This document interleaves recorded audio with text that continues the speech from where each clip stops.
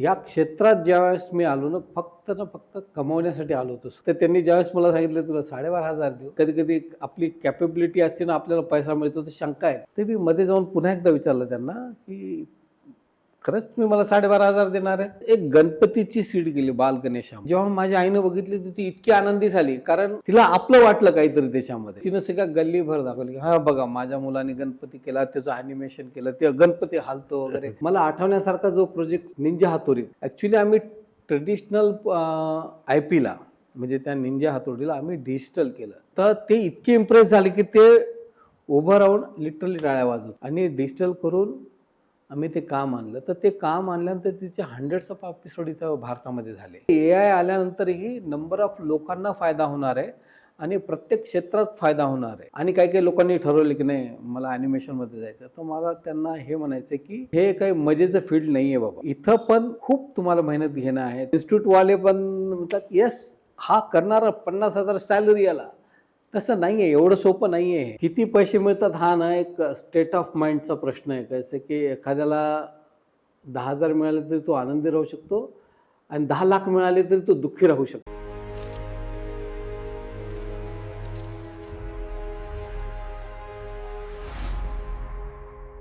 तंत्रज्ञान नावाची जी गोष्ट आहे त्यांनी माणसाच्या कलात्मकतेवर आक्रमण केलंय किंवा ते आता हावी होणार आहे. वकिलांमध्ये भीती आहे कारण अमेरिकेमध्ये AI च्या मदतीने आता न्यायनिवाडे वगैरे व्हायला लागलेले आहे. डॉक्टरांच्या मध्ये भीती आहे की शस्त्रक्रिया सुद्धा AI च्या मदतीने करतील की काय. तसेही अर्धे पेशंट्स हे YouTube आणि Facebook इकडे तिकडे जाऊन स्वतःच्या औषधी स्वतःच घ्यायला लागले. त्याच्यामुळे माणसांचाही प्रॉब्लेम झालेला आहे. आम्हाला आता कोरडे असणारी चित्र नको वाटायला लागलेत. आम्हाला त्याच्यामध्ये फिलिंग्स असणाऱ्या गोष्टी हव्या असतात. तंत्रज्ञान कलात्मकतेवर वरचढ होतंय का हा प्रश्न आपण कोणाला विचारू शकतो. एका अशा माणसाला की जो माणूस गेली 20-25 वर्ष त्याच क्षेत्रात काम करतोय. आज माझ्यासोबत प्रदीप कुलकर्णी सर आहे. प्रदीप भाई मला सांगा की किती वर्षापूर्वी तुम्ही ॲनिमेशन वगैरे या सगळ्या फील्डमध्ये आलात आणि का? ॲनिमेशनमध्ये असं काही ठरवलं नव्हतं की ॲनिमेशनमध्ये यायचंय. हे बहती गंगा आगे पहुंच गए असं आहे ते. कारण ज्या काळात आम्ही फाईन आर्ट्सला आलो ना त्यावेळेस ॲनिमेशन हे इथे काही नव्हतं. नव्हतंच. हे सगळं ॲक्सिडेंटली झालं. मी मास्टर करायला बडोद्याला होतो. तर तिथे एक डायरेक्टर आले मिस्टर उत्तम कुमार, साऊथ इंडियाचे होते. तर त्यांनी तिथे येऊन लेक्चर दिलं, सांगितलं की आम्ही एक हैदराबादमध्ये एक मोठा स्टुडिओ उभा करतो आहेत आणि ॲनिमेशन लागतं आहे. ॲनिमेशनसाठी आम्हाला लोकं पाहिजेत, चांगले आर्टिस्ट पाहिजेत. त्यांनी माझं काम बघितलं आणि मला बोलवलं. या क्षेत्रात ज्यावेळेस मी आलो ना फक्त कमवण्यासाठी आलो होतो सुरुवातीच्या काळात. कारण स्कूलमध्ये पण बाकीच्या विषयामध्ये फार काही चांगले नव्हतो. चित्रात चांगले होतो आणि त्याच्यामुळे अप्रिशिएशन सारखं मिळायचं. अरे हां ये ड्रॉइंग अच्छा बनाता है. तर एक लक्षात आलं की अरे आपण इतरांपेक्षा या ड्रॉइंगमध्ये चांगलं आहे. तर आणि ज्याच्यामध्ये अप्रिशिएशन मिळतं त्याच्यामध्येच माणूस जास्त काम करतो की त्याला लक्षात येतं की नाही यार हे सायन्स आपल्याला काही जमत नाही आहे, हे याच्यामध्ये हेच लोक बेस्ट आहेत, आपण याच्यात छान आहेत, आपण हीच गोष्ट करू. तर तसंच मग मी आमच्या सरांना विचारलं. आमचे राठोड सर आहेत महात्मा ज्योतिबा विद्यालय कळमनुरीमध्ये. सर तुम्ही ड्रॉइंग टीचर कसे झाला? तर त्यांनी सांगितलं त्याचं एक वेगळं कॉलेज असतं, एक वेगळी शाळा असते. तर न कळत एक म्हणजे कमी वयात लक्षात ठेवलं की मला तिथंच जायचं जिथं मला दिवसभर चित्र काढायला मिळतील, कारण हेच आवडायचं. जसं जसं मोठा होत गेलो तसं कळालं की याच्यामध्ये पैसे पण मिळत आहेत. अच्छा.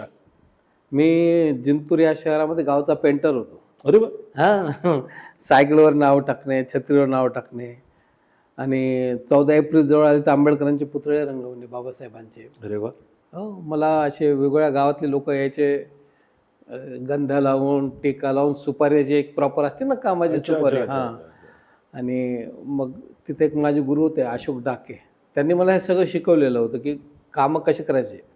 तर एका बास्केटमध्ये पोटाचा रंग, चेहऱ्याचा रंग, चष्म्याचा रंग सगळे पॅक करायचं, सायकलवर जायचं, या गावात जायचं, ते पुतळा धुवून वगैरे रंगवायचा पुढच्या गावात असं. तर अशा पद्धतीनं हळूहळू पैसे पण मिळत गेले, आवड पण जोपासता आली. असं करत करत मी फाईन आर्ट्स छत्रपती संभाजीनगरला आला. छत्रपती संभाजीनगरमध्ये जनाना महल किल्ला इथं सोन्याचे दिवस काढले मी 5 वा, वर्ष. वा. पण मग इथे तर आता तुम्ही जिंतूर कळमनुरी या भागातनं तुम्ही आलात आणि इथे या महाविद्यालयात येऊन तुम्ही स्थिरावलात.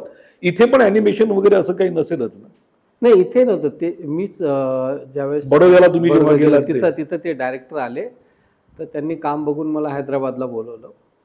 मला हैदराबादला जायचंच नव्हतं. कोणता स्टुडिओ होता तो हैदराबादचा? आठवतो? अन्नपूर्णा स्टुडिओ, जो अक्केनेनी नागेश्वरराव, ज्यांना दादासाहेब फाळके अवॉर्ड आहे, अच्छा.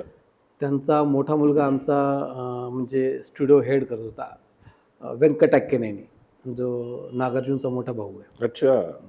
तर त्या व्यंकट अक्केनेनी सरांनी हा स्टुडिओ स्टार्ट केलेला. त्यांनी पूर्ण भारतातून असे माझ्यासारखे आर्टिस्ट तिथं जमा केले. त्यांचं टायअप होतं अमेरिकन कंपनी स्टार्टूनसोबत, ज्या कंपनीमध्ये एमी अवॉर्ड्स विनिंग झालेले असे डायरेक्टर होते. अरे वा. तर ते अमेरिकेमधून हैदराबादला आले. आम्हाला 2 वर्ष त्यांनी प्रॉपर ट्रेनिंग दिली ॲनिमेशनची, आणि ट्रेनिंग दिल्यानंतर आम्हाला तिथं काम मिळालं. तर ॲनिमेशन क्षेत्रामध्ये येताना त्यांनी ज्यावेळेस मला सिलेक्ट केलं, तर माझं तर हाच प्लॅन होता की संभाजीनगरला यायचं. इथं किशोर होता, आमचे बाकीचे मित्र होते. इथं आम्ही कॉलेजच्या काळातच खूप कामं केलेले होते. तर आम्ही कॉलेज संपलं तरी आम्ही काही रिकामे राहणार नव्हतो. तर कुठं ना कुठं मला इथंच वापस यायचं होतं. पण हैदराबादला तिथं गेल्यानंतर लक्षात आलं की वेगवेगळ्या स्टेटमधले लोक आलेले. तिथं त्यांचे ते अशी कामं डिस्प्ले केलेले होते, आणि फिल्म स्टुडिओमध्ये तो होता. तर लार्जर दॅन लाईफ सगळंच वाटत होतं की अरे. आणि त्यांनी मला सांगितलं की तुला 12,500 रुपये पगार देऊ. तर ही गोष्ट आहे बघा 99ची. मला आयुष्यात वाटलं नव्हतं की 5,000 कोणी देईल मला. आणि तर त्यांनी ज्यावेळेस मला सांगितलं तुला 12,500 देऊ, तर मी बाहेर आलो. आणि आपल्यामध्ये असतं ना, कधी कधी आपली कॅपेबिलिटी असते ना, आपल्याला पैसा मिळतो, तर शंका येते. ते मी मध्ये जाऊन पुन्हा एकदा विचारलं त्यांना की खरंच तुम्ही मला 12,500 देणार आहे? म्हणे हो. मग मी म्हणलं यांचा काहीतरी गैरसमज झालेला आहे. मी पुन्हा तिसऱ्यांदीमध्ये गेलो आणि त्यांना म्हणलं सर, मला फक्त चित्र काढता येतात आणि इंग्लिशची बोंबाबोंब आहे म्हणलं माझी. मला इंग्लिश वगैरे काही जमत नाही बाबा. इंग्लिश बोलता येत नाही, समजते थोडी बहुत, आणि फक्त चित्र काढता येतात, दुसरं काही नाही. तरी तुम्ही देणार आहात का? म्हणे हां बिलकुल. काहीतरी चुकतं. मला ठीक आहे, लेट्स सी, काही दिवस बघायला काय हरकत आहे. तर this is how I started animation. पण मला थोडंसं माझं जे कन्फ्युजन आहे किंवा माझा अभ्यास नसेल त्या क्षेत्रातला, कारण मला सरळ रेषा पण मारता येत नाही. नॉर्मल भाषेत बोलायचं तर मला सरळ लाईन मारता येत नाही. लाईन सुद्धा मला अडून अडूनच मारावी लागली होती. नाही आमची तर वॉल्ट डिस्ने जेव्हा त्याचे ते कार्टून्स तयार करायचा सगळे, तेव्हाही तू अशी चित्र काढून घ्यायचं ना. ती चित्र काढणं आणि ॲनिमेशन याच्यात काय फरक आहे? ती जी चित्र आहेत ती बेस आहे असं समजता येईल. बेसिकली ॲनिमेशन काय आहे तर याचा आपण अर्थ समजून घेऊ. ॲनिमेशन हा लॅटिन वर्ड आहे. त्याचा अर्थच हा आहे की लाईफ देणे, म्हणजे चित्रांना जिवंत करणे. अच्छा. आणि बेसिकली ॲनिमेशनची निर्मितीच अशा पद्धतीने झाली की आपण लाईव्ह ॲक्शनमध्ये समजा माणसांना बोलताना किंवा एखादी स्टोरी आपण स्टोरी टेलिंग करू शकतो. पण समजा ऑब्जेक्ट बोलला किंवा एखादा प्राणी बोलला तर कसं बोलणार? आजच्या काळात ते पॉसिबल आहे, पण ज्यावेळेस 1920-30च्या त्या दरम्यान जेव्हा त्याची सुरुवात झाली आहे, एक्झॅक्टली इयर नाही माहीत मला, पण त्या दरम्यान जेव्हा सुरुवात झाली तर ते पहिली जर तुम्ही त्या काळात त्यांनी अगोदर ते कॉमिक स्ट्रिप्स करायचे. आणि ॲनिमेशनमध्ये काय होतं की तुम्ही त्या चित्रांचा जेव्हा एखाद्या ॲक्शनचा सिक्वेन्स करता आणि एक पर्टिक्युलर स्पीडमध्ये त्यांना रन करता, तर त्यावेळेस तुम्हाला ते चित्र हालताना दिसतात. आता त्यावेळेसचा एक रेशो होता की समजा एका सेकंदात 24 फ्रेम तुम्ही रन केले तर ते मूव्ह होताना दिसते. समजा माझा हात पहिल्या फ्रेमला असा आहे आणि दुसऱ्या फ्रेमला असा आहे, तर हे एका सेकंदात समजा माझा हात खाली आला असा, तर इथे 24 फ्रेम. हा हे 24 फ्रेम असायचे. तर म्हणजे थोडक्यात 24 फ्रेम म्हणजे 24 चित्र. 24 चित्र, येस. म्हणजे हे असे असे असे असे करत आलेले चित्र आणि त्याला त्या स्पीडनी मग एका सेकंदामध्ये ते 24 फ्रेम पण रन होणार आणि मग ते तुम्हाला मूव्ह होताना दिसणार. तर असं ॲनिमेशन होतं आणि ते ट्रेडिशनल होतं. आम्ही ज्यावेळेस सुरुवात केली त्यावेळेस लाईट बॉक्स होता. म्हणजे आम्ही त्या काळातले साक्षीदार आहेत की ज्यावेळेस ट्रेडिशनल ॲनिमेशन जे लाईट बॉक्स होण्यापासून ते डिजिटलपर्यंत हे 90च्या काळातल्या सगळ्यात पोरांचा हाच बोंब आहे की आपण रेकॉर्डर पण बघितलंय, टेप रेकॉर्डर पण बघितलंय, सीडी पण बघितली आणि आता सगळं आता बघितलं. काहीच नाही आता काहीच नाहीये. सगळं म्हणजे आता वायफायवरच झालंय. तुमचं 90चं असल्यामुळेच ते तुम्ही जुनं पण बघितलं आणि नवीन पण बघितलं. येस, बिलकुल बिलकुल. त्यावेळेस एक म्हणजे असे पेक बारवर एक लाईट बॉक्स असायचा, खालून लाईट वर ग्लास, अच्छा. त्याच्यावर पेपर ठेवल्या जायचे आणि एक एक्शर सीट होती. खूप ट्रेडिशनल आणि थोडंसं कॉम्प्लिकेटेड. ह्या डिजिटल वर्ल्डने सगळं काही सोपं केलं. अच्छा. बिलकुल सोपं केलं. म्हणजे आता बऱ्याचशा आजच्या मुलांना तर ही पद्धतसुद्धा माहीत नसेल की आम्ही पेपरवर आम्ही ते ड्रॉइंग करायचो, त्याला एक एक्सेल सीटनुसार त्याचे ॲक्शन डिफाईन करायचो, त्याचे माउथ या वर्ड्सनुसार कसे असतील. म्हणजे एखाद्याने एखादा डायलॉग बोलला तर त्या एक एक्सेल शीटवर आम्हाला लिहावं लागायचा तो डायलॉग. तो त प ब ग म्हणताना त्याचा माउथ कसा असेल तो आम्हाला डिफाईन करावा लागायचा आणि पर्टिक्युलर कीजवर तो ड्रॉ करायला लागायचा आम्हाला त्या ठिकाणी. आणि ते सगळं सिक्वेन्स लाईन टेस्टवर करून डायरेक्टरला दाखवायचं, त्यांच्याकडून अप्रुव्हल घेतलं, त्याच्यानंतर ते सेलसाठी जायचं, ते स्कॅन व्हायचं, एक ट्रान्सपरंट पेपरवरती ब्लॅक लाईनमध्ये यायचं, त्याला उलट्या साईडनं रंगवायचं आणि त्या ऑक्सबरी कॅमेरावर एक असे MM अशी ती सगळी फ्रेम लावून त्याचं पॅनिंग वगैरे शूटिंग करून इतकं कॉम्प्लिकेटेड काम होतं त्यावेळेस. दुसरी एखादी ती ॲनिमेटेड फिल्म बघताना हे काही लक्षातही येत नाही ना, एवढी सगळी कामं असतात त्याच्यामध्ये वगैरे वगैरे. पण सगळ्यात महत्त्वाची गोष्ट अशी आहे की तुम्ही आता सगळ्यांना कळायलाही पाहिजे ना, 8 Hours प्रोडक्शनमध्ये आपला प्रेषित की पोटलीमध्ये हा तुमच्यासोबतच्या गप्पा चालल्यात. म्हणजे मला फक्त एक महत्त्वाची गोष्ट विचारायची ती अशी की तुम्ही असे कुठल्या फिल्म्समध्ये वगैरे ज्या आम्हाला आठवलं एकदम की अरे हे तुम्ही केलेलं आहे का, असं आठवते का एखादी फिल्म?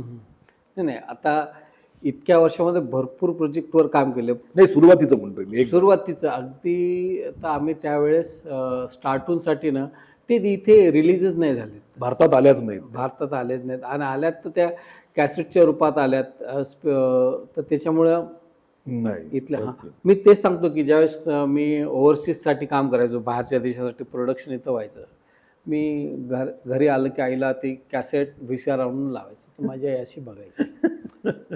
पण म्हणजे तिला ते कळायचं नाही की लिटिल डॉग्स ऑन प्रायरीज त्या क्रिसमसच्या काळात ती रिलीज झालेली त्यावेळेस, तर ती हायेस्ट सेलिंग स्टोरीज होते त्यावेळेस, कॅसेट होते. आम्ही चांगलं काम केलेलं. पण तेच एक गणपतीची सीड गेली, बाल गणेशा म्हणून. ती जेव्हा माझ्या आईनं बघितली तर ती इतकी आनंदी झाली, कारण तिला आपलं वाटलं काहीतरी त्याच्यामध्ये. बरोबर. आणि तिनं सगळ्या गल्लीभर दाखवली, हा बघा माझ्या मुलाने गणपती केला, त्याचं ॲनिमेशन केलं, ते गणपती हालतो वगैरे. तर तसं आहे. तर जे कामं आम्ही त्या काळात केलेत ना, तर ते बालगणेशा तुम्ही केलेली आहे सुरुवातीला आम्ही स्टार्टूनमध्ये असताना. आता ही जी नंतर आली वाली ती वेगळी आहे. ओ माय बालगणेशा वेगळी. ती वेगळी. ही जुनी बालगणेशा पहिली. पहिली एक आम्ही केलेली आहे स्टार्टूनमध्ये असताना. बरं. आणि एनिथिंग स्टुडिओने प्रोड्यूस केली होती ती. त्या कॅसेटवर काहीतरी विनस वगैरे काहीतरी नाव आहे, तर त्यांच्यासाठी आम्ही केलेली आहे ती. नाही, पण मलाही बरं वाटलं हे, म्हणजे लहानपणीचीच आठवण जागी झाल्यासारखी झाली माझी. बालगणेशा तुमच्या लहानपणी, माझ्या नाही, माझ्या लहानपणीची नाही, मुलाच्या लहानपणीचं म्हणतोय मी. आम्ही त्या काळात इंडियन ह्याच्यासाठी पण काम केलेले. त्यावेळेस वेगवेगळ्या इथं मूवीचे काउंटडाऊन यायचे, तर त्यासाठी जे ॲक्टर असायचे त्यांचं पण ॲनिमेशन केलेलं. तर आणि इंडियासाठी म्हणलं तर आम्ही कृष्णा ऑर्कन्स केलेला रिलायन्समध्ये असताना, त्याचा मी सिक्वेन्स डायरेक्टर होतो. कृष्णा ऑर्कन्स बघितलं का तुम्ही? नाही, खरं नाही, खूप चांगला मूवी आहे, अतिशय चांगला मूवी आहे. लिटिल कृष्णा एक 3D सिरीज केलेली आहे रिलायन्सनं, ती पण खूप फेमस झाली. मला आठवण्यासारखा जो प्रोजेक्ट जर म्हणताल तर निंजा हातोडी, कदाचित तुमच्या निंजा हातोडी काय पोरांनी माझ्या डोक्यात फक्त हातोडी घालायचं बाकी ठेवलं होतं. इतके वेळा बघितलंय त्यांनी ते निंजा हातोडी. तर त्याची स्टोरी अशी आहे की मी रिलायन्समध्ये असताना आमचे बॉस शंभू फाळके हे माझे इमिडिएट बॉस होते. मोठे बॉस आशिष कुलकर्णी होते. तर त्यांनी मला असं दुपारी सांगितलं की प्रदीप आपल्याला उद्या मुंबईला जायचं आहे आणि जापनीज 10 लोकांची टीम आलेली आहे, त्यांना आपल्याला कामासाठी अप्रोच करायचं आहे. तर हे त्यांचा टी व्ही आशियाई वगैरे असे त्यांचे नाव आहे, तू थोडा स्टडी कर. तर मी त्यांचा स्टडी केला, त्यांचे कामं बघितले, त्यात निंजा हातोरी पण होता. ते फार मोठी कंपनी आहे ती. तर मी सरांना जाऊन सांगितलं की सर हे सगळे ट्रेडिशनल काम करतात, लाईट बॉक्सवर काम करतात आणि आता सगळं डिजिटल झालेलं आहे, आपण सगळे डिजिटल सॉफ्टवेअरमध्ये आहेत, लाईट बॉक्स कोणीच वापरत नाही ते आता. तर आमच्या सरांनी सांगितलं मग काय करता येईल. तर त्यांनी सांगितलं त्यांनी केलेलं एखादं ट्रेडिशनल काम तू डिजिटलमध्ये करू शकतोस का. एक 10 मिनिटाचा वेळ घेतला आणि सांगितलं होऊ शकतंय. तर कर म्हणे. अरे अरे कर म्हणजे काय, म्हणजे नाही आताच उद्या सकाळी आपली मीटिंग आहे. तर लिटरली दुपारी सांगितल्यानंतर आम्ही असं रात्री थोडं लेट नाईट बसेल, त्यांचा एक ट्रेडिशनल 2 सीन घेतले जे लाईट बॉक्स आणि की फ्रेमनं केलेले होते. म्हणजे ते काय 24 फ्रेम? हा 24 फ्रेम किंवा लाईट बॉक्सनं किंवा स्कॅन करून सगळं जी जी मी हा. प्रोसेस तुम्हाला एक्सप्लेन केली त्याच्यानुसार आणि आम्ही डिजिटलमध्ये केले आणि डिजिटलमध्ये करून दोन्ही क्लिप बघितले आणि ते सोबत लावले. रात्री आम्ही म्हणजे अर्ली मॉर्निंग 4-5 वाजता आम्ही पुण्याहून मुंबईला पोहोचलो. ते एका 5 स्टार हॉटेलमध्ये थांबलेले होते 10 असे जापनीज लोक. मीटिंग सुरू झाली. आमच्या सरांनी ते स्क्रीनवर प्ले केलं. म्हणजे त्या सरांनी थोडा आउट ऑफ बॉक्सच विचार केला की लोक येतात, कंपनीचं इंट्रोडक्शन देतात, माहिती सांगतात, कॅपेबिलिटी सांगतात आणि मग समोरच्याला इम्प्रेस करण्याचा प्रयत्न करतात. पण हे असं झालं की आम्ही त्यांना ती क्लिप प्ले केली स्क्रीनवर त्यांची नाही नाही दोन्ही पॅरलली केल्या आणि त्यांनाच प्रश्न विचारला याच्यातली तुमची कोणती ओळख आणि आम्ही केलेली कोणती ओळख. तर ते बराच वेळ प्रयत्न करत होते. ते त्याच्या जापनीजमध्ये असं करत होते. त्यांच्या लक्षात आलं की नाही अरे दोन्ही एकदम सारखे दिसतात आणि ही थोडी एकदम नवी वाटते, अशी फाईन आहे, पण timing, look and feel, character सगळं काही सारखंच आहे. तर त्याने ही नवी वाटते कदाचित ही, पण तर ते इतके इम्प्रेस झाले की ते उभं राहून लिटरली टाळ्या वाजवत वा वा वा. आणि त्याच वेळेस आम्हाला ते काम मिळालं. ॲक्च्युली आम्ही ट्रेडिशनल आय पीला म्हणजे त्या निंजा हातोडीला आम्ही डिजिटल केलं आणि डिजिटल करून आम्ही ते काम आणलं. तर ते काम आणल्यानंतर तिचे हंड्रेड्स ऑफ एपिसोड इथं भारतामध्ये झाले आणि तेही लोक खूप आनंदी झाले की त्यांची जी ट्रेडिशनल आय पी होती ती डिजिटलमध्ये कन्वर्ट झाली आणि आता ते पण त्याच गोष्टीचा वापर करतात.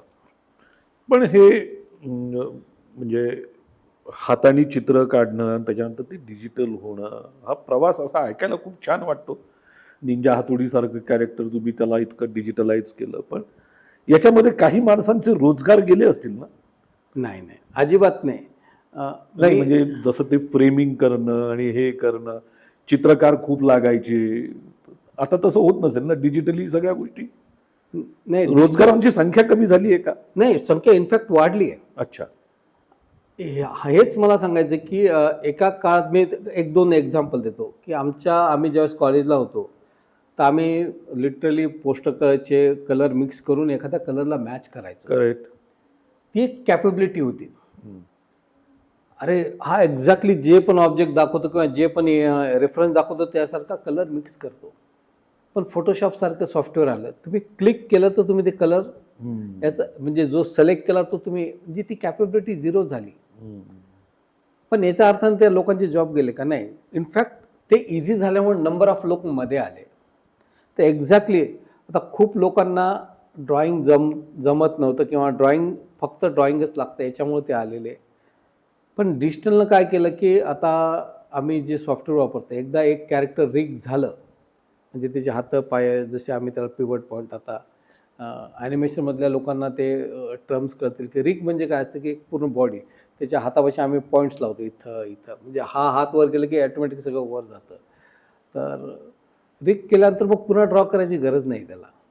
तर मग त्याच्यामुळे नंबर ऑफ ॲनिमेटर्स वाढले आणि ॲनिमेशनमध्ये फक्त ड्रॉइंग ही एकच कॅपेबिलिटी नाही आहे की समोरच्याला ॲक्टिंग पण करता यायला पाहिजे. त्याच्यामध्ये तो एक हे पाहिजे, ड्रामावाला चीज चाहिए भाई. एक किडा पाहिजे, किडा. म्हणजे आता ते पाहिजे की आजूबाजूला लोक कसे आहेत.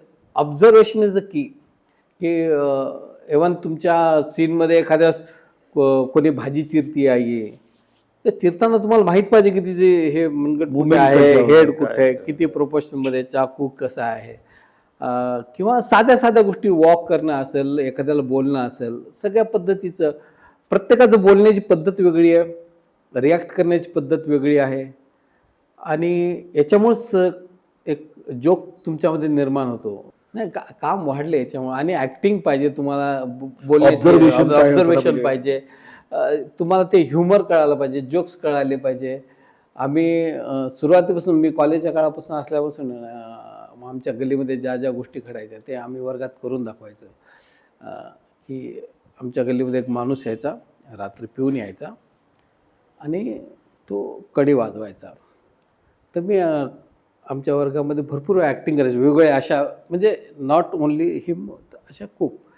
तर ते कडी वाजवताना पहिला आवाज कसा द्यायचा, कारण तो आता मस्त. पिऊन आलेला आला, अगं असं तसं. आणि ते जसा जसा ते वेळ जायचा कडी उघडायला तर त्याचा ते एक सूर बदलायचा, टेम्पो बदलायचा. तुला सांगितलं तसं. तर एक्झॅक्टली हेच आहे की ॲनिमेशनमध्ये जी आपल्या गोष्टी घडतात त्याला एक्झॅगरेशन केलं जातं. करेक्ट. लार्जर दॅन लाईफ तर दाखवलं ही जातं. ऑब्झर्वेशनची कॅपेबिलिटी, हां. तुमच्या ह्युमरची कॅपेबिलिटी, की तुम्ही ते रोजच्या जीवनामध्ये त्याच्यामध्ये जोक किंवा ह्युमर कसं बघू शकता. ड्रॉइंगचं थोडं वर खाली असलं तर चालतं, पण ऑब्झर्वेशन तुमचं खूप चांगलं पाहिजे ॲनिमेशनमध्ये. ही गोष्ट खूप मिस करतात लोक, की लोक काय म्हणतात, अरे याला ड्रॉइंग चांगलं येतं, याचं स्केचिंग चांगलं आहे, आणि ॲनिमेशन काय आजकाल सिस्टमवर बसायचं, टाक टाक टाक टाक असं करायचं झालं. तसं नाही आहे. जर त्याला त्या मुवमेंटचा किंवा त्या इमोशन्सचा जर स्टडी नसेल तर ते ते डिफिकल्ट. चित्र सुद्धा ड्राय वाटेल ना, बरोबर. बिलकुल बिलकुल बिलकुल. तुम्हाला माहिती पाहिजे की इमोशन्सच्या वेळेस तुमचे एक्सप्रेशन कसे होतात, की ॲंग्री होताना कसं होतं, किंवा थोडा तरी तुमच्यामध्ये ते ड्रामा पाहिजे, थोडी मिमिक्री ही आली पाहिजे. तर तुम्हाला एक मी दिल्लीचा किस्सा सांगतो. तिथे एक आमची सेंटर हेड होती सरिता. तर आणि त्यावेळेस ते असे लँडलाईनमधले फोन होते, ज्यात नंबर वगैरे काही दिसायचा नाही.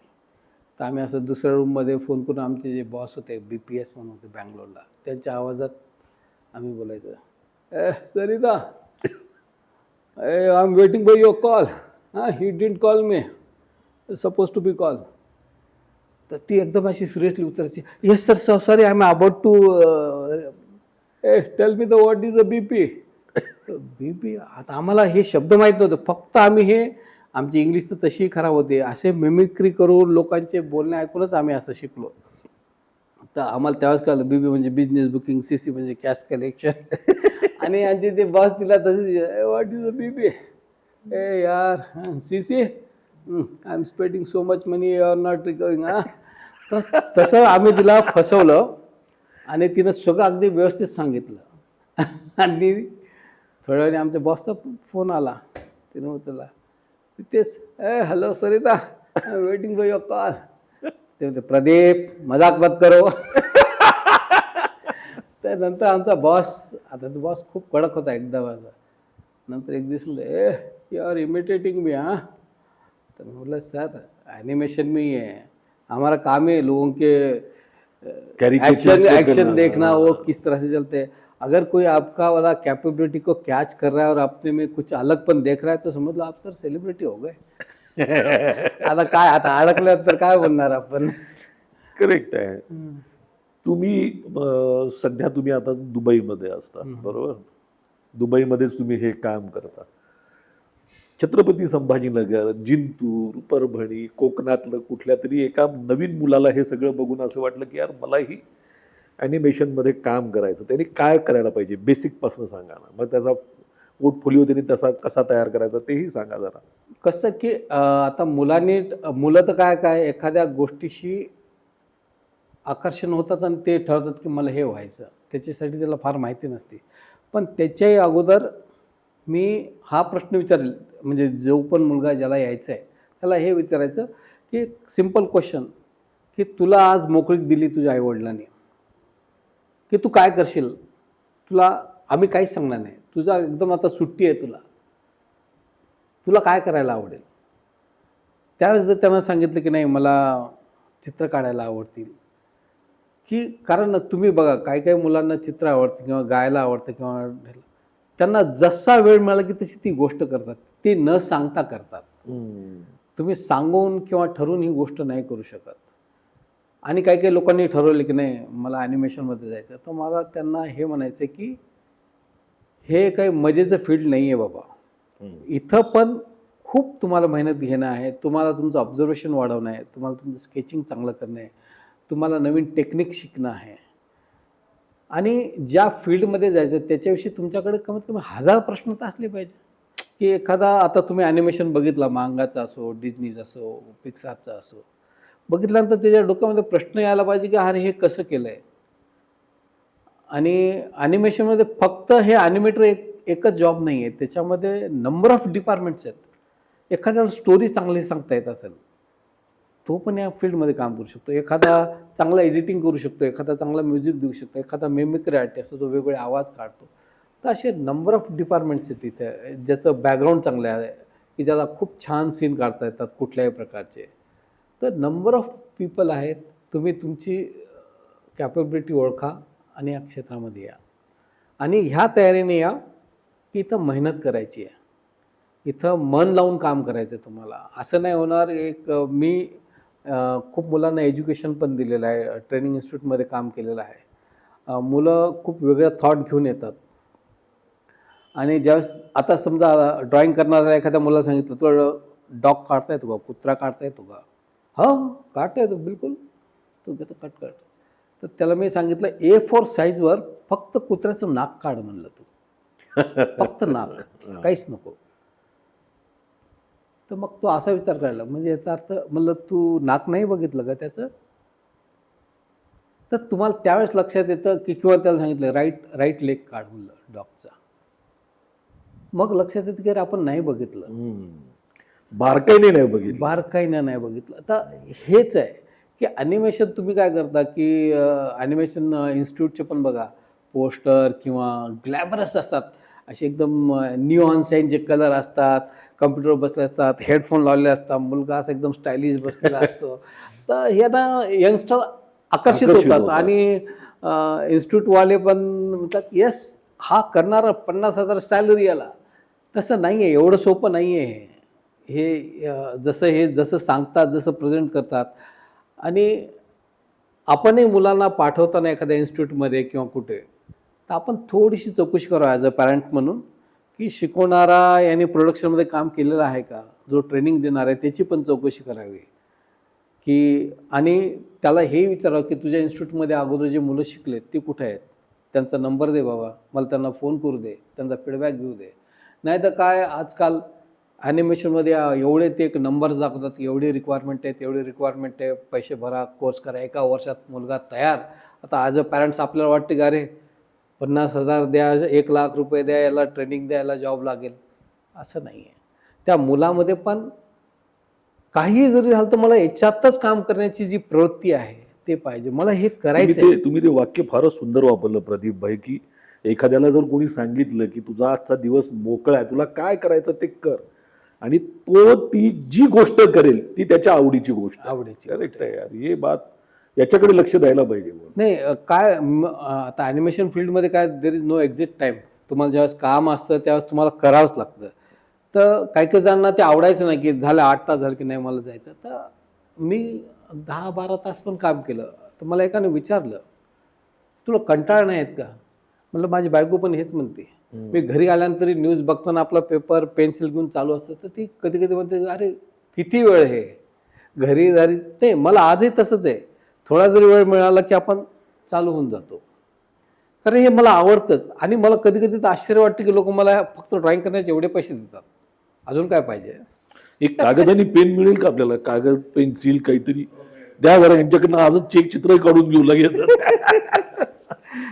करेक्ट. पण आता हे AI नावाचं जे टूल आलेलं आहे, सो त्याच्यामधनं कलावंतांना त्रास होणार का त्यांच्या सृजनतेला आणखीन वाव मिळेल? मी सांगतो की AI माणसाची फॅसिलिटीज वाढलेली आहे. हे लोक जे म्हणतात ना, आपल्याकडे एक सवय आहे, ह्या गल्लीमध्ये एवढा हातभर साप निघाला तर 4 गल्लीपर्यंत जाऊ तो अजगर होतो. तसं आहे. ए आय आलं यानं फॅसिलिटी वाढणार आहे, तुमच्या फॅसिलिटीज वाढणार. आता तुम्हाला एक एक्झाम्पल देतो. ट्रेडिशनल काळात जसं मी तुम्हाला एक्सप्लेन केलं की केलेलं ड्रॉइंग स्कॅन करायचं, ते ट्रान्सपरंट पेपरवर यायचं, मग उलट्या साईडनं त्याला कलर करायचं. डिजिटलनं काय केलं, तुम्ही फ्रेम नुसती क्लिक केली की कलर होणार. तुमची फॅसिलिटी वाढली, वेळ वाचला, नंबर ऑफ पीपल इन्व्हॉल्व झाले. जे ट्रेडिशनल करत होते ते एक पर्टिक्युलर कॅपेबिलिटीचेच लोक लागायचे, पण डिजिटलमध्ये नंबर ऑफ पीपल वाढले, कारण तुम्हाला तेवढी कॅपेबिलिटीज घेत नाही, क्लिक केलं कलर भरला गेला, तर तुमचे लोक वाढले. एक्झॅक्टली. आज एखाद्याला ॲनिमेशन स्टुडिओ टाकायचा आहे, तर त्याला खूप गोष्टीची गरज लागते. खूप हार्डवेअर, सॉफ्टवेअरची गरज लागते. एआयने ती गोष्टच कमी केली.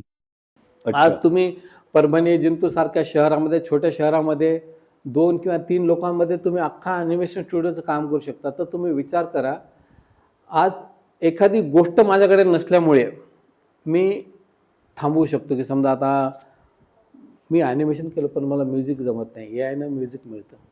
एखाद्याला म्युझिक चांगलं आहे पण त्याला थोडं ॲनिमेशन पाहिजे, ते ए आयनं मिळू शकते. तर मला वाटतं ए आयमुळं येणाऱ्या काळामध्ये नोकऱ्याच वाढणार आहेत. आणि शेवटी हे टूल आहे. ज्यावेळेस आर्टिस्ट याच्यावर बसतो आणि सर्वसामान्य माणूस बसतो, याच्यात फरकच आहे. एखादा एक्सपर्ट माणूस एखाद्या गोष्टीवर बसतो तर तो सर्वसामान्यापेक्षा चांगलंच काढतो. त्याची एक वेगळेपण नेहमीच असतं. आता तुम्ही बघा, एक सर्वसाधारण माणसानं कॅमेरा घेतला आणि एका फोटोग्राफरनं कॅमेरा घेतला, दोघांनी एकाच सिच्युएशनचा जर फोटो काढला तर तुम्हाला इझिली यू फाइंड आउट की हे फोटोग्राफर की आँख है, अरे या इसकी ऐसी आहे, त्याला माहिती आहे. ते ए आयमध्ये पण तुम्ही प्रॉम्प्टनं जनरेट करता, पण कसं आणि कुठं लेआउट ठेवायचं, कशी कलर स्कीम ठेवायची, कॅरेक्टर कसं, ह्या गोष्टीचं ज्ञान फक्त आर्टिस्टला असणार आहे, आर्टिस्टमध्ये असणार आहे. फक्त आता असं नाही होणार की तुम्ही प्रॉम्प्ट टाकला आणि तयार झालं. तयार होतं, पण त्याच्यामध्ये आर्टिस्टिक व्ह्यू कसा असणार, याच्यासाठी तुम्हाला आर्टिस्ट लागणार आहे. आणि जे ऑलरेडी ह्या फील्डमध्ये काम करतात त्यांना फक्त ही गोष्ट शिकायची गरज आहे, ते अपर हँडच असणार आहेत. इनफॅक्ट याच्यासोबत अजून काही लोकांना ही कॅपेबिलिटी नव्हती, त्यांच्यासाठी ए आय हे वरदान ठरणार आहे. माझ्या मतानुसार मी नेहमीच जे पण बदल होतात त्याच्या साईडनं राहिलेलो आहे. ज्यावेळेस मी ट्रेडिशनल करत होतो आणि डिजिटल वर्ल्ड आलं तर मी अगोदर होतो की नाही मला हे शिकायला पाहिजे. त्यावेळेस पण माझे काही मित्र होते, नहीं यार वो पेपर पे पेंसिल जब घिसते ना उसका एक आवाज़ आता है, वो है ना, वो एक अलग ही है. मतलब बॉस जो चेंज हो रहा है उसके साथ चलो. मी चेंज झालो, ते तिथं राहिले, ते मागे पडले. तसं नाही, आजही ए आय आलं आहे. आणि कुठलंही बघा, काही आर्टिस्ट जे माझ्या वयाचे त्याला अपोज करतात, त्यांच्यावर नाही यार उसमें वो मजा नाही आहे, ये नाही. पण तुम्ही एक जे आर्टिस्टला काम देतात, जो अल्टिमेटली बिझनेस आहे, ज्याला शौक आहे त्याला काहीच फरक पडत नाही. पण जेव्हा तुम्ही बिझनेस करता तर तुम्ही विचार करा, समजा 10 आर्टिस्ट ठेवून 4 दिवसात माझं हे काम होणार असेल आणि ते ए आयमध्ये 2 आर्टिस्टला घेऊन 2 तासात होणार असेल, तर as a company owner, as a owner तुम्ही काय विचार करताल कि नहीं, अरे वो 10 आर्टिस्ट को पेमेंट देने से अच्छा मैं 2 आर्टिस्ट जो ए आई को जानते हैं और आर्ट भी जानते हैं उसको ले लूँ और मेरा पैसा बचाओ. तसंच होणार ना. तर तुम्ही स्वतःमध्ये बदल करा, तर ते जास्त फायद्याचं राहील. आणि ए आयला नाकारू नका. Whether you like it, didn't like it, doesn't matter, ते येणार. आणि पण ए आयला पण सपोर्ट करायला जी माणसं लागतील ते आर्टिस्टच लागतील ना. हेच महत्वाचं आहे ना, कारण ए आय कुठून तरी आणणार नाही ते. नाही, आणि हे लोकांचा भ्रम आहे, माझं तरी म्हणणं. आणि नेहमीच टेक्नॉलॉजीनं खूप मोठ्या लोकांना इन्व्हॉल्व केलेलं आहे. डिजिटलमध्ये तुम्ही बघा की एका काळामध्ये काही लिमिटेड लोकच यूज करायचे, आज सगळ्यांनी वापरला, त्याचा फायदाच झाला आहे. तर एक्झॅक्टली ए आय आल्यानंतरही नंबर ऑफ लोकांना फायदा होणार आहे आणि प्रत्येक क्षेत्रात फायदा होणार आहे. इव्हन छोट्या गोष्टीपासून मोठ्या गोष्टी सगळ्यांनाच फायदा होणार आहे. फक्त तुम्ही त्याच्याकडे बघता कसं, ते अर्धा भरलेला ग्लास त्याच्यावर आहे ते. मी तर खूप पॉझिटिव्ह, आणि मला वाटतं ए आयनं नोकऱ्या नाही जाणार, तुम्हाला संधी वाढतील, संधी बिलकुल वाढणार. आणि ज्या लोकांना वाटतं की जी गोष्ट माझ्याकडे नाही, तो ए आय हा त्याचा पर्याय बनणार. आता मी एक ॲनिमेशन क्लिप केली, मला म्युझिक पाहिजे तर म्युझिक लावता येईल. एखादं कॅरेक्टर पाहिजे असेल, आज बघा एका वेळेस इन बिटवीन एक डिपार्टमेंट होतं ट्रेडिशनल असताना. डिजिटलमध्ये काय झालं की तुम्ही मेन 2 कीज करतायत, मधले इन बिटवीन ॲटोमॅटिक संगणक करतं, म्हणजे कम्प्युटर जनरेटेड आहे. चांगलं येतं आहे, लोकांनी ॲक्सेप्ट केलं आहे. तुमचा वेळ वाचला. जे लोक इन बिटवीन करत होते तेच आज ॲनिमेटर झाले आणि तुमचं प्रोडक्शन कॉस्ट कमी झाली.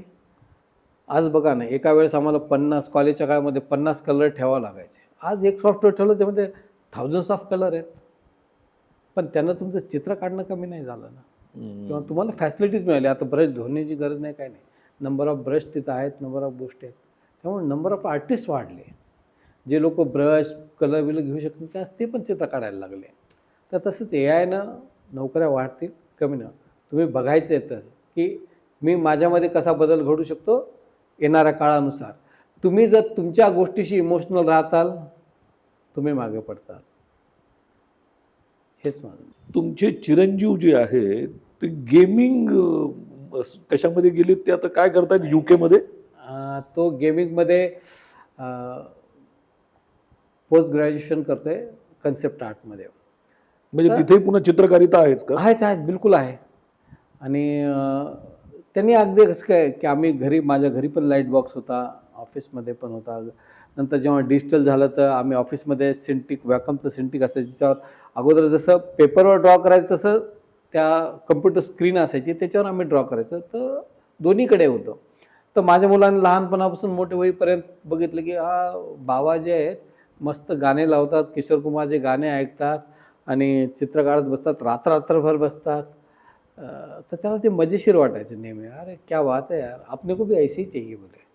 तर त्याला मोठं झाल्यानंतर म्हणलं, मित्रा हे न कंटाळता समोरच्याने येऊन बोलवायचे, अरे ताट गरम वाढलेलं थंड झालंय, ते बघ कोणतरी बोलायला, तरी तुम्हाला उठा वाटत नाही. एवढी जर तुझ्यामध्ये ती इंटेन्सिटी असेल, काम करण्याविषयी आवड असेल तरच यायचं ते. तर त्यांना ते चूज केलं आणि ते लहानपणापासून PS4 हे ते करतो, चांगले काम करतो. त्यानं गेम डिझायनिंगमध्ये त्याचं ग्रॅज्युएशन केलं, पोस्ट ग्रॅज्युएशन आता त्यानं UK केलं आहे कन्सेप्ट आर्टमध्ये. नाव ही सर्चिंग फॉर जॉब. तर तिथे तो एका कंपनीत गेला जॉबसाठी, इंटरव्ह्यूसाठी. तर त्यानं त्याच्या प्रोजेक्टमध्ये थोडा AIचा पण वापर केलेला आहे, स्वतःच्या कॅरेक्टरचा पण वापर केलेला आहे. तर तिथला आर्टिस्ट त्याला म्हणे, नाही नाही, AIचा वापर केला आम्ही घेणार नाही. त्यानं मला सांगितलं, बाबा तो असा असा म्हणला. त्याला मी विचारलं, तो माझ्या वयाचा होता का रे? हो. तुम्हाला कसं कळालं? म्हणलं, अरे आमच्या वयातल्या लोकांना AI विषयी राग आहे. कारण जसं मी सांगितलं ना की माझ्या कॉलेजच्या काळात 2 कलर मिक्स करून एखादा कलर बनवणे ही कॅपेबिलिटी होती.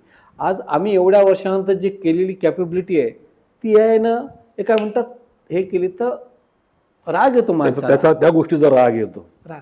पण समजा आता मला तुमचा राग आला, तुम्ही रिॲक्ट होताल किंवा मी तुमच्यावर रिॲक्ट झालो, AIवर तुम्ही काय राग काढणार? ते सॉफ्टवेअर तुम्हाला आवडो ना आवडो, तुम्ही बघा की त्याच्यासोबत कसं. आज आम्ही इतक्या वर्षानंतर एखादी ड्रॉइंग कलरिंग करण्याची, एखादा कॅरेक्टर मस्त कलर करण्याची कॅपेबिलिटी बनवली, हे एका मिनिटात बनवतो आम्ही. एका वेळेस एखादा कॅरेक्टरचे टर्न अराउंड बनवायचे, तर AIमध्ये तुम्ही फ्रंट टाका, तुम्हाला 3/4 बॅक, त्याचे वेगवेगळे ॲक्शन देतो, एक्सप्रेशन चार्ट देतो. आजच्या स्थितीला तो एवढा परफेक्ट नाही आहे, पण ज्याला माहिती आहे की टर्न अराउंड कसं करायचं आहे, एक्सप्रेशन कसे करायचे, तो त्यातल्या चुका बघू शकतो किंवा त्याला करेक्ट करू शकतो. हे एक हेल्पिंग हँड आहे. AI जे आहे हेल्पिंग हँड आहे. हा, हे वाक्य फार महत्वाचं आहे की AI हे सगळं नाही आहे, AI हेल्पिंग हँड आहे. तुमची फॅसिलिटी वाढवतो. करेक्ट. बिलकुल. तुमचे आज बघा ना की वेगवेगळे ॲप आहेत, तुमचं तिकीट बुक होतं, फॅसिलिटी आहे. तुमचे पैसे एखाद्याला द्यायचे, पटकन ट्रान्सफर होतात. नाही तर जुन्या काळात तिथं जा, त्याला द्या आणि त्याला चिमट्या घ्या, दिले रे बाबा, तसं नाही ना आता. आता सगळे रेकॉर्ड पण आहे आणि विदिन अ मिनिट. तसंच AI पण आहे. एखादी गोष्ट कलर करायची आहे, त्याला आता एक जसं मी सांगितलं की आम्ही साऊंड ऐकून, त्या वॉकमॅनवर साऊंड ऐकून त्याचे ते माउथ लिहायचो. आज AIमध्ये तुम्ही डायलॉग टाका, ते माउथ देऊन टाकतं. तुमचा वेळ वाचला. तुमचं प्रोडक्शन जे एका महिन्यात निघायचं ते तुमचं 3 दिवसात निघणार आहे. क्लायंटला लगेच बघितलं जाणार आहे.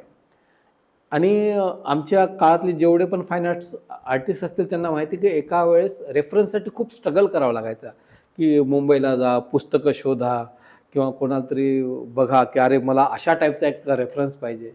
आज AIला विचारा, AI तुम्हाला इमिडिएट रेफरन्स देत. त्या AIच्या रेफरन्सला घेऊन तुम्ही स्वतःची किती क्रिएटिव्हिटी त्याच्यात टाकता हे तुमच्यावर आहे. करेक्ट. आता एक शेवटचा प्रश्न प्रदीप भाई, मागे वळून बघताना दुबईवरनं वाळवंटामध्ये फिरताना मागे वळून बघताना कॉलेजच्या दिवसातल्या काही गोष्टी आठवतात का? गावाकडचं काही आठवतं का? कॉलेजमधले इरसाल मित्र जे छत्रपती संभाजीनगरमध्येच राहिले, ज्यांना जाण्याची शक्यता होती पण गेले नाहीत, अशांच्या काही गोष्टी आठवतात? तुम्ही कधी बस स्टँडवर बसून ते चित्र काढलेत का? मी फार बघितलेले ते. नाही, तिथं तर कसं होतं की मी जसं सुरुवातीला म्हणलं ना की अप्रिशिएशन म्हणजे त्यावेळेस तरुण होतो आणि आमचे सिनियर पण बस स्टँडला जायचे, तर मग किती कष्ट हो दिवसभरामध्ये. आम्ही रूमवर स्वयंपाक बनवायचो, फ्रीलान्स कामं करायचो किंवा याचं सगळं झाल्यानंतर रात्री 8-8ला माझा रूममेट दिनेश सोनवणे, किशोर, आम्ही सगळेजण ते बस स्टँडला जायचो, स्केचिंग करायचो. आणि स्केचिंग करताना असं मागे उभं राहायला माणूस, अरे काय जादू यायच्या हातात, अरे काय छान काढते. मग असे समोर एखादी मुलगी वगैरे असं की लगेच असं की हा मी बघ, म्हणजे ते एक असतं नाही का ॲप्रिशिएशन किंवा आहे भाई कुछ है. तर ते एक ॲप्रिशिएशन जे असायचं ना रोज, तर ती एक लत आहे, लत. तो वर्गामध्ये असं रोज जायचं बस स्टँडला रोज.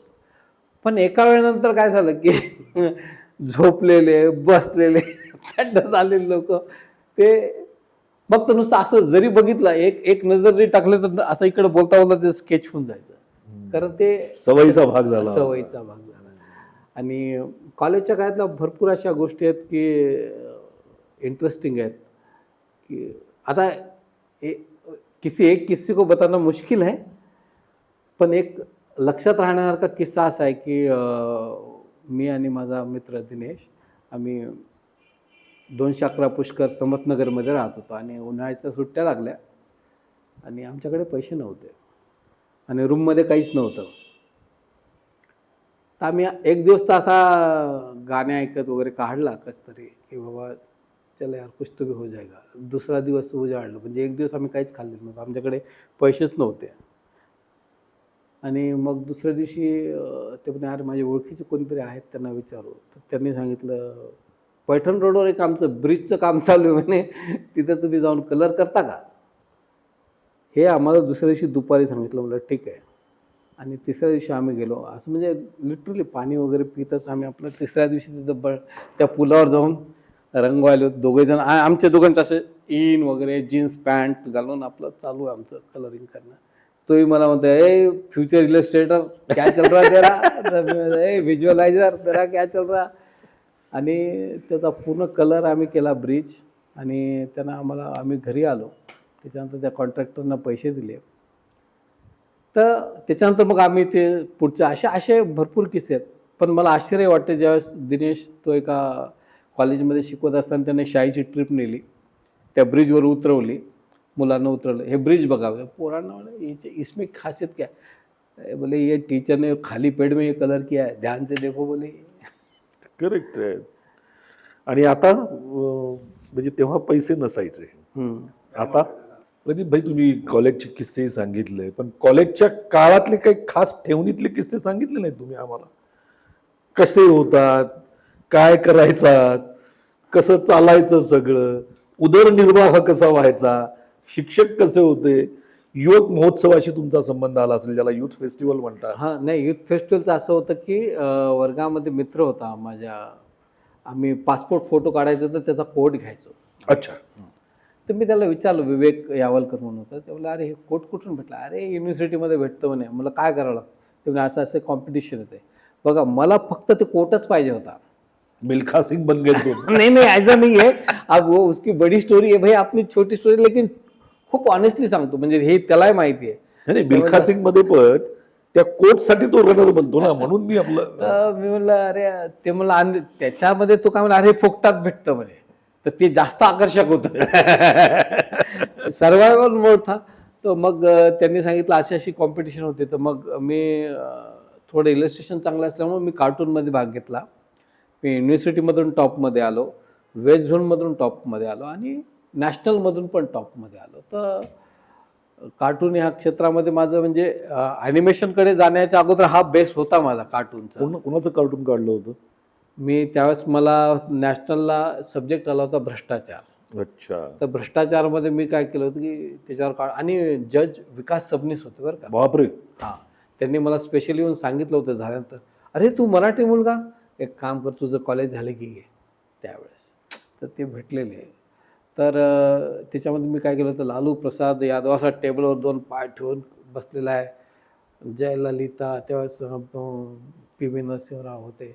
तर सगळी अशी एक त्यांची Meeting केली. करप्शनची युनिव्हर्सिटी केली होती. त्याची ॲडमिशन प्रोसेस चालू आहे. त्याच्या ॲडमिशन प्रोसेसमध्ये राजकारणी, गुंडे असे पूर्ण छान मोठं चित्र काढलेलं होतं. आणि आणि फक्त टायटल लिहिलं होतं, इस महाविद्यालय में हर प्रकार का भ्रष्टाचार सिखाया जाएगा. तर ते काढलं, फर्स्ट प्राइज मिळालं. वा. तर कॉलेजमध्ये नेहमीच आमच्या बाविस्कर सरांनी, पवार सरांनी आम्हाला नेहमीच हे केलेलं आहे की उत्साहित केलेलं आहे की नाही तुम्ही कामं करा. स्पेशली बाविस्कर सर हे कसे की आमच्या असे सर जरी असले ना तरी ते आम्हाला असे मित्रासारखे होते जास्त.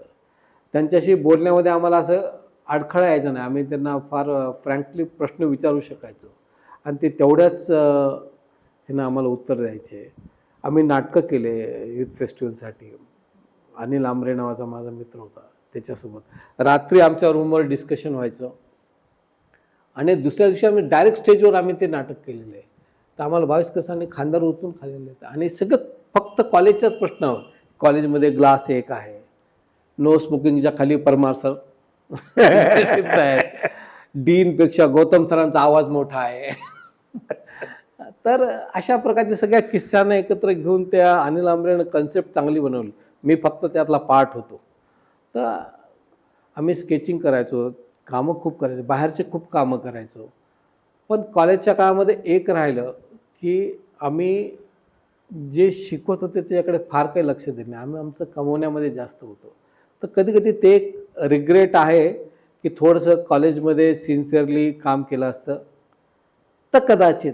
पण आम्ही ऑलरेडी बाहेर कमवत होतो, बाहेरची कामं करत होतो. तर पण मी नवीन मुलांना हे सांगेल की कॉलेजमध्ये आहात तर त्या गोष्टीवर जास्त फोकस ठेवा, त्या कामामध्ये जास्त चांगलं काम करा. स्पेशली स्केचिंगवर लेटेस्ट सॉफ्टवेअर कोणते येत आहेत, आपल्या क्षेत्रातली टेक्नॉलॉजी काय बदलती आहे. ज्या क्षेत्रात जायचं त्याच्याविषयीची रोजची बुलेटिन आहे का, बाकीची आपल्या रोजच्या बातम्या नाही ऐकल्या तरी चालेल, त्याच्यातही तसं काही फार काही रील्स बघण्यात वेळ घालवू नका. हां, ते काय की आजकाल भयंकर रील झाले. 10 सेकंद में. आता येणाऱ्या लोकांसाठी अजून एक चॅलेंजिंग आहे की सुरुवातीला एखाद्या विषयी ओपिनियन बनवायला तुम्हाला एक वेळ समोरचा द्यायचा. म्हणजे आम्ही पण बघायचो, पिक्चर अर्धा झाल्यानंतर ठरवायचो की बाबा ठीक आहे, अच्छा आहे. पण तोपर्यंत 1.5 तास गेलेला असायचा. आज तुमच्याकडे फक्त 10 सेकंदाचा वेळ आहे. 10 सेकंदात बघणाऱ्याला तुम्ही जर इम्प्रेस केलं तर ते पुढची रील बघाल, नाही तर चल नेक्स्ट. तर आता हे मोर चॅलेंजिंग झालेलं आहे. रामा हॉटेलचं काय? नाही, रामा हॉटेलचा आम्ही माझा एक मित्र होता ललित. ललित लोहकरे. हां, ललित लोहकरे. बरं. तर आम्ही त्या हॉटेलमध्ये सगळेच कामं करायचो. म्हणजे तिथं जी पार्टी असायची तर त्यावेळेस ललित सगळे ते रामा इंटरनॅशनलचे काम घ्यायचे. तर असे 10 बाय 10ची मोठी रांगोळी काढायची. तर त्यावेळेस तिने आम्हाला विचारलं होतं, आईस कार्विंग येते का? तर म्हणलं आईस कार्विंग. तर आमचा ऑलवेज सर्वायवल मोड, पैसा कितना मिलेगा भाई. वो बता. तर ते म्हणे अरे तुम्हाला हे याचे 600 मिळतील. तर कितना करना? नाही म्हणजे एक काही 600 मिलेगा. करना कितना है? बोले 10. आमच्या डोक्यात 6,000. अरे चलो भाई करके देखेंगे कैसा है. तर आम्ही मग त्या ह्याच्याकडून जाऊन एक लादी आणली. त्या जो एक शेफ होता त्यानं आम्हाला म्हणलं यार हमको आता नहीं, तुम्हारे को आता है क्या? नहीं आता है लेकिन मैं करता नहीं, लेकिन तुम्हारे को बता सकता हूँ कैसा करने का. तर त्यानं आम्हाला एक छोटंसं करून दाखवलं असं काहीतरी. तर मी आणि ललितनी रूमवर एक मोठी लादी आणली, त्याला करून बघितलं. ये तो जम गया भाई. ते काम केलेलं आम्ही. तिथं आम्ही रांगोळी काढायचो, काच शिल्प करायचो, थर्माकोलचं डेकोरेशन करायचो. आम्ही भरपूर कामं केलेली याच्यामध्ये रामा इंटरनॅशनलमध्ये त्यावेळेस. प्रश्नाला पुन्हा एकदा बगल देण्यात आलेली आहे. मी म्हटलं एकेकाळी खिशात पैसे नव्हते म्हणून ब्रिज रंगवला. आता खिशात किती पैसे पडतात दुबईमध्ये? भरपूर. नाही, मी हा म्हणजे गमतीच्या किंवा थट्टेच्या स्वरात नाही विचारत आहे. ज्या मुलांना इतकी मेहनत करून ॲनिमेटर व्हायचं आहे किंवा इलस्ट्रेटर व्हायचं आहे किंवा म्युझिक डिपार्टमेंटमध्ये जायचं आहे, त्यांना एवढी मेहनत करावी लागते, पण एवढी मेहनत केल्यानंतर एवढा मोबदला मिळतो. एक आहे की आता कसं आहे की किती पैसे मिळतात हा ना एक स्टेट ऑफ माइंडचा प्रश्न आहे. कसं की एखाद्याला 10,000 मिळाले तरी तो आनंदी राहू शकतो आणि 10 लाख मिळाले तरी तो दुःखी राहू हे शकतो. दिरहममध्ये बोलत असतील ना, हे रुपीजमध्ये बोलत नाहीयेत. मी तर तुम्हाला अगोदरच म्हणलं की मला आजही आश्चर्य वाटतं की म्हणजे तुम्ही एखाद्या गोष्टीकडे बघता कसं. मी आजही हा इतका साधा विचार करतो की मी दिवसभर जातो चित्र काढतो. लोक त्याला ॲनिमेशन म्हणतात, कन्सेप्ट आर्ट म्हणतात, कॅरेक्टर डिझायनिंग म्हणतात की व्हिज्युअल डेव्हलपमेंट म्हणतात, असे नंबर ऑफ त्याला असे टायटल्स दिलेले आहेत. पण जसं आपण एखाद्या गोष्टीचं मूळ काढतो तर तुम्ही एखाद्यानी डिस्क्राईब केलेलं किंवा एखाद्याने इमॅजिन केलेलं चित्र काढा. चित्रच काढतात त्या जर तेवढं जर साधा विचार केला तर तुम्हाला त्रासच होत नाहीत आणि त्या टायटलचा गर्व तुमच्यात येत नाही. समजा आता मी त्या टायटलचा एक गर्व असतो ना, हे मी इलस्ट्रेटर आहे, मी व्हिज्युअल आर्टिस्ट आहे, मी क्रिएटिव्ह डायरेक्टर आहे. हे टायटल एखाद्याला त्याच्यामध्ये अहम निर्माण करू शकतात. तर मी तसं नाही, मी आपला साधा चित्र काढतो, त्याचे लाखो रुपये मिळतात. आकडा आला. लाखो आम्ही काही बोललो ना, आम्ही फक्त आकडा काढून घेतला बाई. नाही, लाखो मिळतात मी सांगायला, आणि भरपूर मिळतात. चलो सर, थँक्यू व्हेरी मच की तुम्ही मनातला संभ्रम दूर केला की एआयनी कलावंतांच्या नोकऱ्या जाणार नाहीत, तर उलट जास्तीत जास्त नोकरी निर्माण होतील. फक्त तुमच्याकडे ती बेसिकली अर्ज पाहिजे काम करण्याची, आणि तुमच्याकडे कलात्मक दृष्टिकोन हवा त्या गोष्टीकडे बघण्याचा. आमच्या 8 Hours प्रोडक्शन्स प्रेषित की पोटलीचं हे वैशिष्ट्य आहे की वेगवेगळ्या क्षेत्रातली माणसं आम्ही घेऊन येऊ आणि तुमच्या मनातले संभ्रम दूर करता करता आमच्याही मनातले संभ्रम आम्ही दूर करू.